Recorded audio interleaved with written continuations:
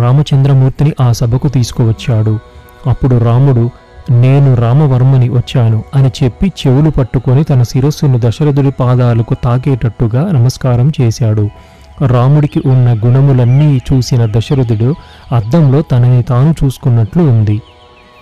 అప్పుడు దశరథుడు, రామ, నా యొక్క శీలమును తెలుసుకున్న గొప్ప ధర్మము కలిగిన నిరంతరము నన్ను అనువర్తించేది అయిన నా పెద్దభార్య కౌసల్య కుమారుడివి కనుక, అలాగే నీకు గొప్ప గుణములు ఉన్నాయి కనుక నీకు పట్టాభిషేకం చేద్దామని అనుకుంటున్నాను.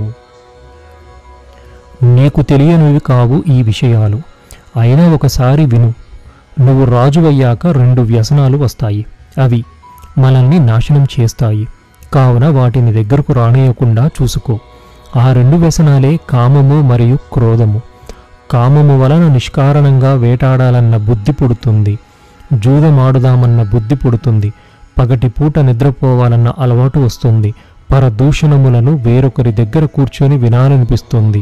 పగటిపూట అని చూడకుండా స్త్రీతో సంభోగిద్దామనిపిస్తుంది. మద్యం తాగాలనిపిస్తోంది. పగటిపూట నృత్యము చూడాలనిపిస్తోంది. గీతములు విందామనిపిస్తోంది. అలాగే క్రోధము వలన చాడీలు చెప్పాలనిపిస్తోంది. సత్పురుషులను నిర్బంధించాలనిపిస్తోంది. కపటముగా వేరొకరిని చంపాలనిపిస్తుంది. ఇతరులు వృద్ధిలోకి వస్తే ఓర్వలేనితనం వస్తోంది. ఇతరులను గుణాలను దోషాలుగా చెప్పాలనిపిస్తోంది. ఇతరుల ధనాన్ని అపహరించాలనిపిస్తోంది. అవతలి వారి మనస్సు బాధపడేటట్లు మాట్లాడాలనిపిస్తుంది. చేతిలో ఒక ఆయుధం పట్టుకొని అవతల వాడిని నిష్కారణంగా శిక్షించాలనిపిస్తోంది. రామ, నీకు పుష్యమీ నక్షత్రంలో పట్టాభిషేకం చేస్తాను. కావున ఈ రోజుకి వెళ్ళి ఉపవాసం చెయ్యి అన్నాడు దశరథుడు. అందరూ వెళ్ళిపోయాక దశరథుడు కూడా వెళ్ళిపోయాడు. అంతఃపురానికి వెళ్ళాక దశరథుడు సుమంత్రుని పిలిచి రాముడిని మళ్ళీ తీసుకురమ్మన్నాడు. రాముడు వచ్చాక దశరథుడు ఇలా అన్నాడు, రామ, నేను జీవితంలో అనుభవించని సుఖం లేదు. ఈ శరీరానికి వృద్ధాప్యం వచ్చింది. ఎన్నో యజ్ఞాలు చేశాను.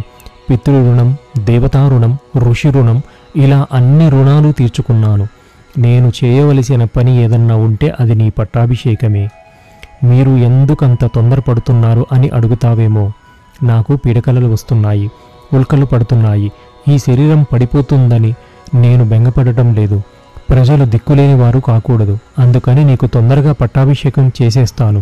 నీకు పట్టాభిషేకం చేయాలని ఒక ఆలోచన వచ్చింది. ఈ ఆలోచన మారిపోకముందే చేసేయని. భరతుడు చాలా మంచివాడు. ఇప్పుడు తన మేనమామ అయిన యుధాజిత్ దగ్గర ఉన్నాడు.